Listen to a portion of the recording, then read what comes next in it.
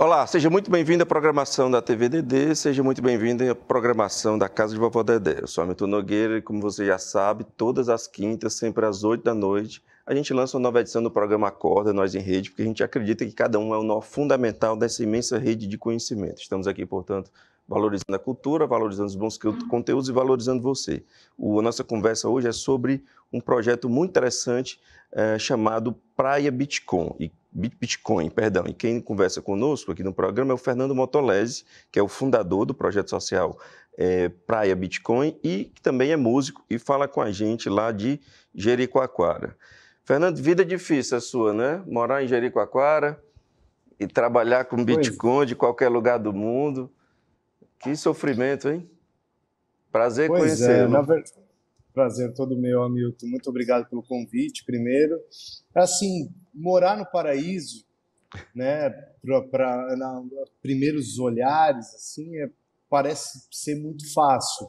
Mas quem mora aqui e quem conhece, né, como eu, estou aqui há 2 anos, erradicado, sou paulistano, mas estou aqui há 2 anos, um pouco antes da pandemia, eu mudei para cá. Viver aqui não é tão fácil quanto parece, não, viu? Não? Por quê? O que tem de Não, desafiador? Assim, primeiro que para a gente que veio da cidade, existe essa questão do ritmo, né? A gente tem que se adequar ao ritmo das coisas aqui que é mais devagar. Segundo que existem outras questões sociais que as pessoas acabam desconhecendo, né? O que realmente as pessoas que vivem aqui acabam passando, né? Tem uma série de questões aqui que, pelo trabalho que eu comecei a fazer em setembro do ano passado, eu acabei me aprofundando. Por exemplo, agora eu estou aqui no laboratório da escola, né, estadual Nossa Senhora da Consolação, onde, por exemplo, existe há 2 anos, 25 computadores foram doados pela Enel, e há 2 anos esses computadores queimaram e as crianças ficaram sem aulas na escola. Então o projeto da Praia Bitcoin acabou consertando esses computadores e a gente pôde ajudar as crianças dessa maneira. Fora isso, né, por exemplo, essa questão da escola, existem outras questões aqui. Por exemplo, vários moradores tiveram dengue. Também tem a questão que as pessoas que trabalham aqui e moram fora da cidade, não existe um transporte público. Então, assim, por mais que para a elite, né, para quem não é trabalhador, é muito fácil morar em Jeri, é maravilhoso, tem excelentes hotéis, excelentes casas, mas para quem trabalha aqui e quem não é rico, né, a vida não é tão fácil assim, não. Então me explica, onde é que, já que é um projeto social, onde é que o manuseio do Bitcoin entra nessa vivência, nessa sociedade e oportuniza melhorar essas questões? Bom, basicamente, na minha jornada dentro da Toca do Coelho, né, que é como os bitcoiners chamam essa imersão no conhecimento do Bitcoin, eu comecei a descobrir as funcionalidades que o Bitcoin tem, além de ser um ativo, como ele é visto, especulativo. O Bitcoin tem propriedades que ajudam os indivíduos a buscarem uma soberania individual, né? Então, o primeiro fator que ajuda a pessoa a entender sobre o Bitcoin é, por exemplo, a forma com que é criado o dinheiro. Então, por exemplo, nessa minha jornada descobrindo o Bitcoin, utilizando ele como uma ferramenta de transformação social, eu pude entender, basicamente, como que a sociedade, como que os governos, os bancos centrais emitem a moeda.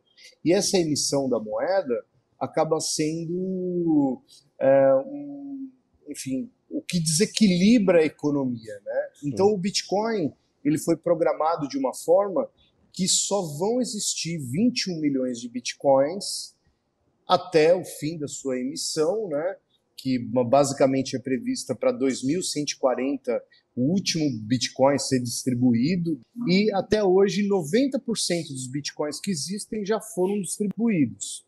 Então, assim, de acordo com alguns autores, né, a primeira coisa para você consertar o dinheiro seria retirar a emissão da moeda sobre o controle do Estado. Porque hoje um político vai lá ou uma sala de executivos do Banco Central apertam um botão e se cria lá um novo dinheiro do nada.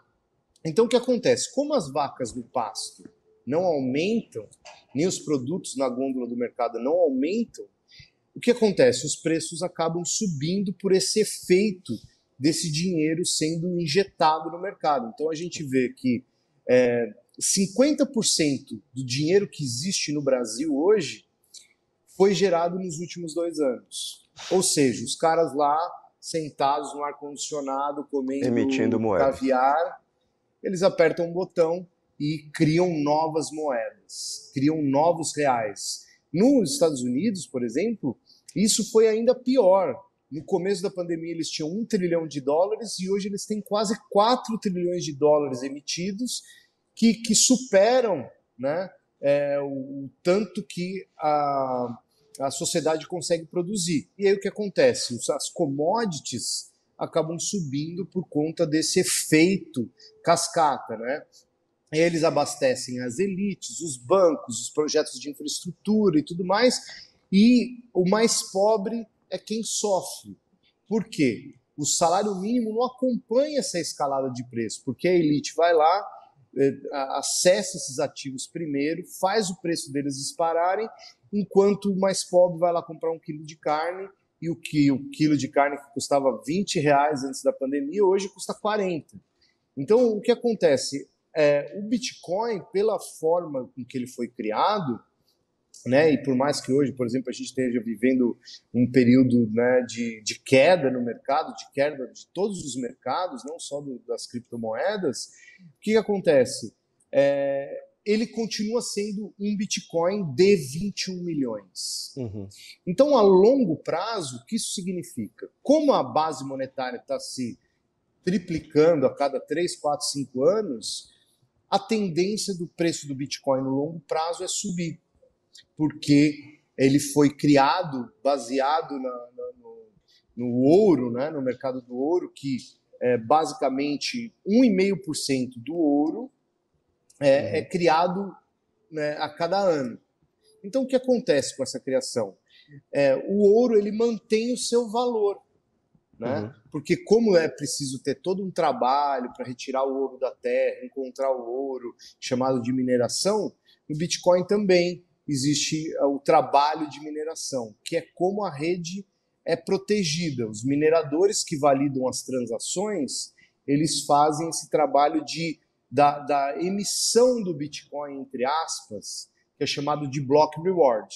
A cada 10 minutos, 6,25 bitcoins entram em circulação, premiando o minerador que assina o bloco de transações. Eu sei que é um pouco complicado, mas basicamente é assim que o Bitcoin entra em circulação. Então, desde a criação do Bitcoin, diferente da moeda fiduciária, as pessoas que obtiveram esses Bitcoins que entram em circulação, eles obtiveram de maneira honesta, sem ser amigo de ninguém. Eles instalaram o software do Bitcoin, colocaram seus recursos energéticos, essas máquinas, para operarem, validarem as transações, e assim eles receberam essa premiação por cada bloco que eles conseguiram descobrir a assinatura.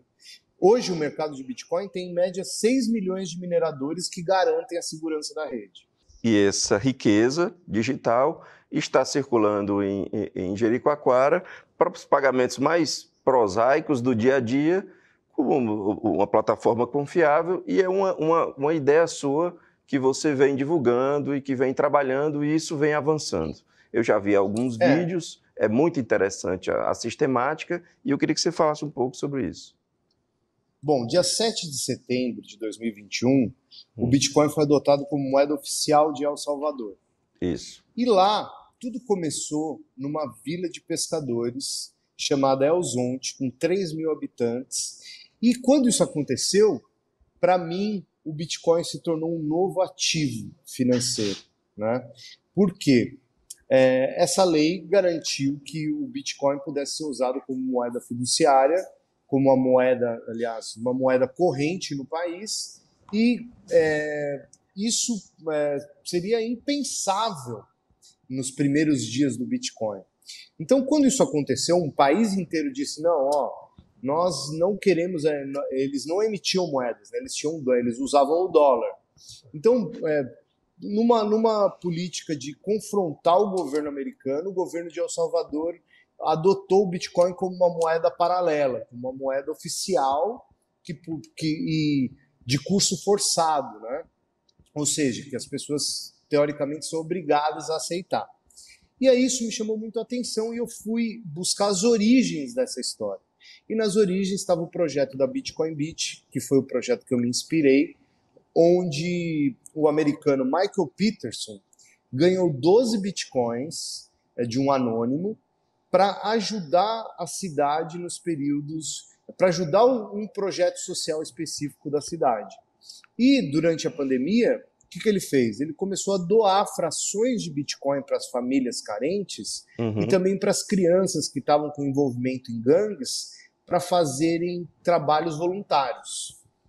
E 2 anos depois de ele iniciar esse trabalho com esses 12 bitcoins que ele recebeu, o presidente de El Salvador conheceu a iniciativa e decidiu adotar o Bitcoin como moeda oficial, vendo o resultado disso em El Zonte. Porque como as pessoas em El Salvador não tinham contas em banco, e o Bitcoin permite a gente operar de uma forma, por exemplo, descentralizada, sem necessidade, por exemplo, de você ter documentos, você pode instalar um aplicativo, criar uma carteira que vai te dar 12 palavras, que é o que você usa para transacionar o Bitcoin, e a partir daí você consegue enviar valores, né, para qualquer parte do mundo. Então, como os el-salvadorenhos, a maior parte dos recursos que eles recebem de origem internacional vem pela Western Union e por outras intermediárias, o Bitcoin se provou uma forma muito interessante de se transferir esses valores sem precisar passar por um intermediário.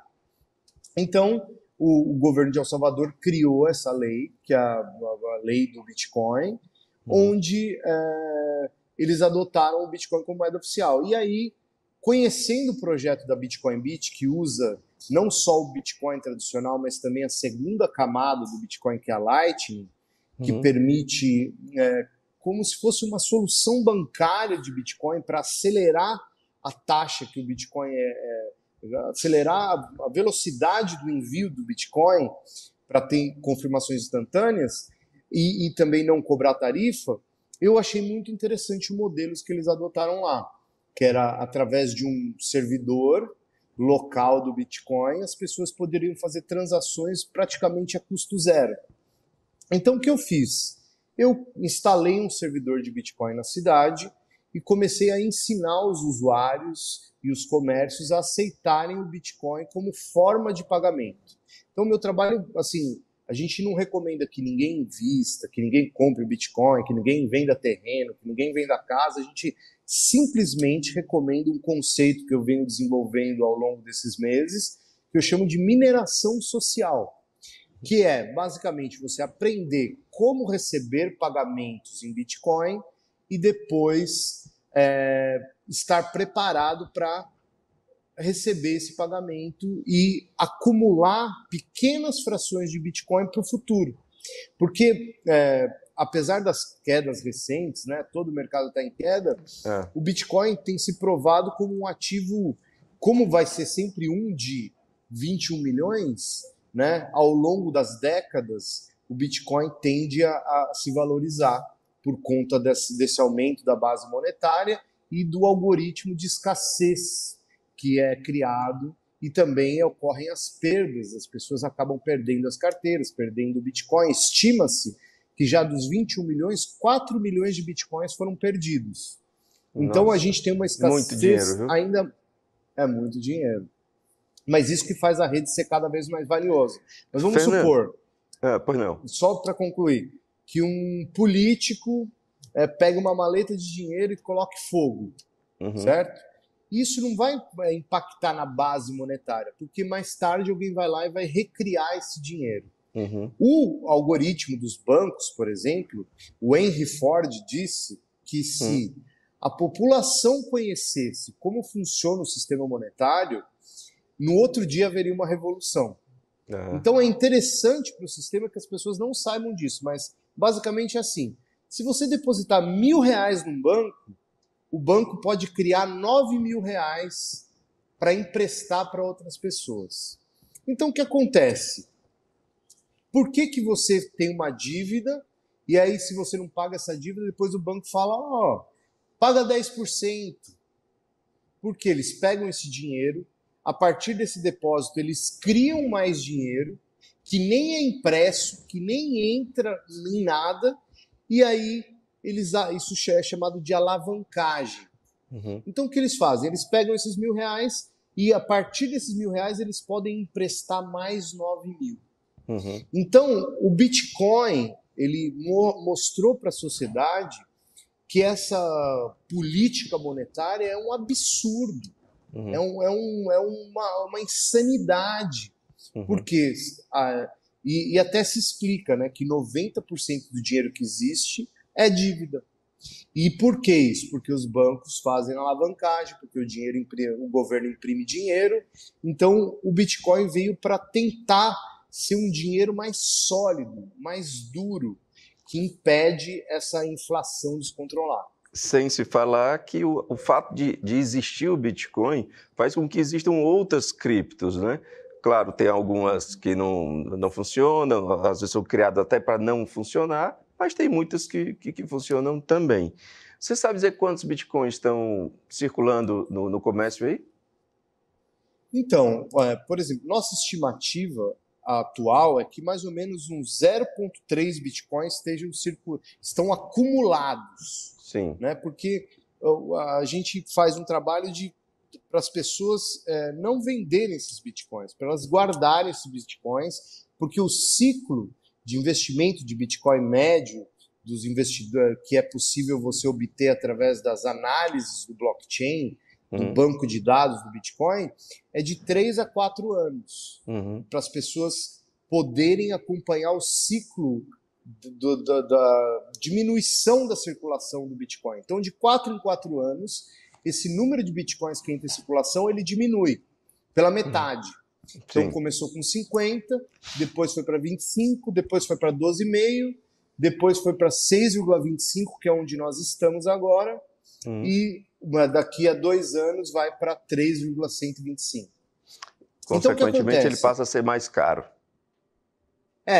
Exatamente, porque para cobrir as despesas dos mineradores que colocam diversos tipos de recursos para obter esse Bitcoin, que recursos são esses? São essas máquinas especiais chamadas ASICs e a energia elétrica que é necessária para rodar.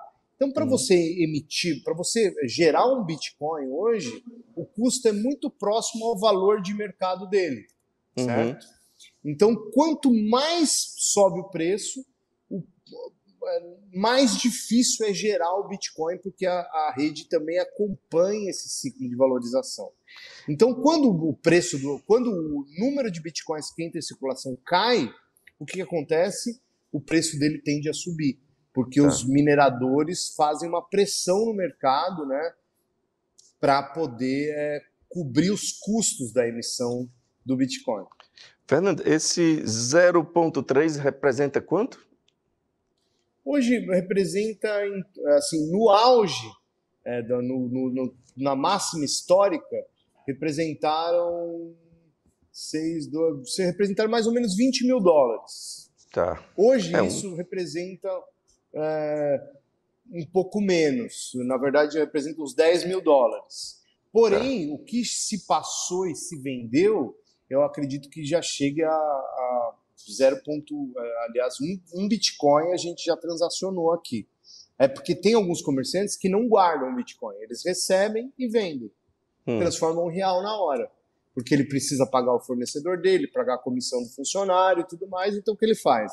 Ele usa como ferramenta de marketing para atrair clientes que querem pagar em Bitcoin e transforma em reais. E como o Bitcoin não tem um agente, a gente a pessoa faz o que ela quiser com o dinheiro dela. Né? Tá correto. Então a gente só recomenda que as pessoas recebam como forma de aprendizado. Porque no dia que esse negócio explodir, a pessoa vai estar pronta, vai saber como transacionar, vai saber como guardar, vai saber como fazer, e isso é muito importante para o Brasil. Agora, eu queria entrar Pois na não, questão das criptomoedas. pois não. Você falou que existem outras criptomoedas. Sim, É muito importante para as pessoas saberem que todas as criptomoedas que existem são falsificações do Bitcoin. certo. O que eles fizeram? Eles copiaram o código do Bitcoin, que basicamente faz algumas coisas. O algoritmo de geração das carteiras, que tem lá as 12 palavras, 12 a 24 palavras, o consenso da rede, que vai existir 21 milhões de bitcoins, de tantos em tantos blocos, a circulação de Bitcoin cai 50%, né, é cortado para a premiação para cada bloco, o bloco é gerado de tanto em tanto tempo. E o que acontece? O mercado de cripto, em geral, ele é muito parecido com o mercado da moeda fiduciária, com a moeda emitida pelo governo. Por quê? Existe lá uma autoridade, alguém que diz, tantas moedas vão para o fundador, tantas moedas vão para o investidor, tantas moedas vão... E aí o que acontece? E apenas um pequeno número de moedas vai à venda. Então o que acontece? Eu vou criar uma moeda agora aqui, a moeda Hamilton 2.0. Olha lá. E aí o que vai acontecer? Você é dono de 100% das moedas. Aí você vai dizer, Fernando, você que teve a ideia de criar, eu vou te dar aqui 30% das moedas para você me ajudar a criar os códigos. Certo. Só que os outros 40% vai ficar comigo, 30% vai ficar com você, e quem investir no projeto vai ganhar 10% das moedas. E a gente vai colocar à venda só 1% das moedas. E os outros 9% que sobraram a gente vai distribuir para todo mundo. Aí o que acontece? É muito simples. Você colocou lá 1% para vender por um Bitcoin. Ou por, sei lá, R$1 milhão. Então tem 1 milhão de moedas sendo vendidas a R$1 milhão. Aí o que aconteceu? Cada moeda vale R$1. Cada vez que alguém compra e a moeda se torna mais escassa, o preço sobe. Cada vez que alguém vende e a moeda se torna mais abundante, o preço cai. Então o que acontece? 99,9% dos projetos de cripto são assim. Tem lá 5% de liquidez e os donos dessas moedas exercem uma pressão de venda. Então, a pessoa desavisada vai lá e compra essa moeda com essa liquidez super pequena. E o que acontece? O preço, como tem muito pouco à venda, acaba subindo rapidamente. Daí o que eles fazem? Os fundadores começam a despejar essas moedas e aumentar a oferta da moeda no mercado. Então, o que acontece? Basicamente, quando você compra uma outra criptomoeda, você está favorecendo um pequeno grupo de pessoas que percebeu que era uma tecnologia poderosa, que o Bitcoin tem as suas vantagens, né? E que isso poderia ser explorado para que eles ficassem ricos. Então, o mercado de criptomoedas, as pessoas desavisadas devem evitar, que é uma coisa de pessoas muito espertas, muito bem qualificadas, muito inteligentes, que serve basicamente para roubar o seu Bitcoin. Fernando, me explica como é que está a aceitação do comércio, como é que as pessoas elas se habituaram a isso? Ou é uma parte pequena? Como é que isso está disseminado? Bom, basicamente assim, no começo do projeto eu estava muito focado em ampliar a recepção de pagamento por parte dos estabelecimentos. Mas ao longo do tempo eu fui percebendo que o ideal seria que os moradores locais aprendessem a usar o Bitcoin antes de partir para cima dos comércios. Por quê? Primeiro que a gente teve nós somos um experimento de micropagamentos. Então, o que nós começamos? Nós começamos com a Dona Amélia, com a Doce Divino, com a Padaria Santo Antônio, com a Polgerie, com a Baibug, né? Temos 14 estabelecimentos que aceitam aqui o Bitcoin. Mas o que acontece? Antes de partir para cima, né, dos estabelecimentos, nós precisamos ter uma população local preparada para transacionar. Isso. Então, a gente começou a fazer um trabalho educacional na escola, né? Como eu disse, nós fizemos esse concerto dos computadores e nosso objetivo nos próximos meses é conseguir replicar uma outra iniciativa de El Salvador, que é o curso Meu Primeiro Bitcoin, que tem como objetivo ensinar as crianças a usarem o Bitcoin como dinheiro, né? E para isso nós instalamos aqui na escola um servidor de Bitcoin, nós estamos trabalhando nas ferramentas para tornar isso possível. Então, assim, a adoção que está acontecendo na Vila é uma coisa muito... é um projeto de longo prazo, né? Então, no momento agora, a gente está desenvolvendo as ferramentas e tendo os primeiros... Agora a gente tem esse espaço da escola para poder começar a ensinar, só que é um trabalho muito pontual, né? Sim. Não é uma coisa assim, toda vez, não. Nós temos esses 14 estabelecimentos, eu estimo que eu já instalei carteiras aqui para mais ou menos umas 120 pessoas, né? E agora nosso objetivo é conseguir bancarizar as 400 crianças da escola. Tá, para a gente encerrar a nossa conversa, qual é o seu objetivo final?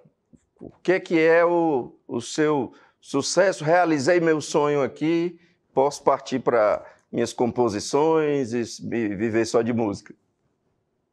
Então, eu acho que, na verdade, esse é um projeto de vida, né? Ao longo dos anos, como empresário, né, eu tenho uma produtora de áudio, trabalho há 16 anos, eu paguei milhões de reais de impostos. E, nesse meio tempo, durante a pandemia, eu passei por muitas dificuldades. Chegou um momento que eu não tinha dinheiro para comprar uma garrafa de água. E aí, eu percebi o quanto eu negligenciei a minha soberania individual e confiei ao Estado toda a minha riqueza, né? E quando eu comecei a entender a base da economia, como funciona o sistema, como funcionam as coisas, eu fiquei encantado com o poder dessa tecnologia, o poder que ela tem de devolver a soberania ao indivíduo. Porque o Bitcoin é o único ativo do mundo que você realmente pode ter a propriedade. Né? Diferente, por exemplo, do dinheiro que você deposita no banco, o dinheiro que você deposita numa corretora de valores ou uma propriedade e tal, você não é dono daquilo. Um juiz pode vir e dar uma canetada e você perdeu os seus bens. Então, o que acontece? Eu entendi que era necessário se proteger contra o Estado, se proteger, ter uma ferramenta de proteção contra o Estado. Então, eu tornei isso um projeto de vida, né? E o Bitcoin ajuda a minha pessoa e aos usuários a enxergarem a soberania individual como uma forma de vida, né? Então, hoje, por exemplo, eu penso em ter uma propriedade com geração de energia solar, com poço artesiano, com comida, produção de comida e essas coisas, que antes do Bitcoin isso era um sonho longínquo. E hoje eu vejo, por exemplo, durante a pandemia, eu vi o quanto nós somos frágeis, né? Nós não temos hoje nenhuma ferramenta. Se aparecer o novo Collor aí, e apertar um botão e falar, a conta de todo mundo vai estar bloqueada. Quem tiver Bitcoin está salvo. Está salvo. Entendeu? Fernando, então, eu agradeço imensamente seus esclarecimentos. É importante a gente saber. É um assunto que é muito vasto, dá para conversar bastante e ainda vai ficar muita dúvida. Mas é como você disse, é um trabalho de longo prazo. É para conversar sempre e tentar entender cada vez mais. Porque quem ainda não se acostumou com o tema, fique preocupado porque veio para ficar. Não tenha dúvida disso. Fernando, muito obrigado. Aguardo as novidades. Estamos à disposição, coluna, programa, enfim. Um grande abraço. Um abraço. Obrigado, Hamilton, pelo espaço. Obrigado, Fernando, e obrigado a você que nos acompanha. quinta que vem, uma nova conversa. Muito obrigado pela boa companhia e até lá.